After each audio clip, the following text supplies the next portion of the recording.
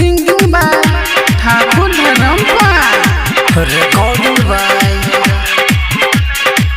Sajnu Films. कौन कौन छोर के डलही गे कुमार में बेटा जनम लही गे चौरिया कौन कौन छोर के डलही गे कुमार में बेटा जनम लही गे चौरिया रात के अनहरिया में छोरा ठाकुर से मजा उठलही गे कौन कौन छोर के डलही गे अपने तला के मुड सन के लही गे कौन कौन तरा के मुझे सन के लिए के चौरिया Ariaj सिंगिंग बा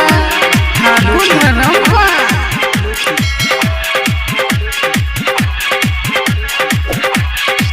मिले ला जा चली लोग ही के मेला झोरी मेला में कर चली चलम टेला मिले ला जा चली लोग ही के मेला झोरी मेला में करे चली उठलम चला कौन कौन छोरा के डलही गे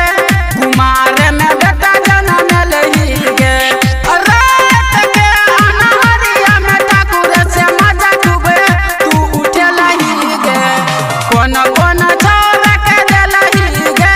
कुमार में बेटा जनम लही गे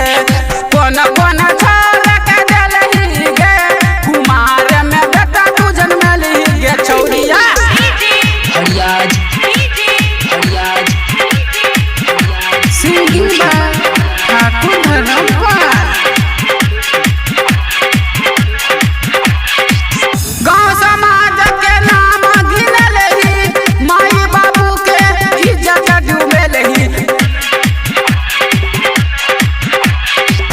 गाँव समाज के इज्जत डूबल ही ठाकुर धरमपल के छौरी तू पीटल ही कौन कौन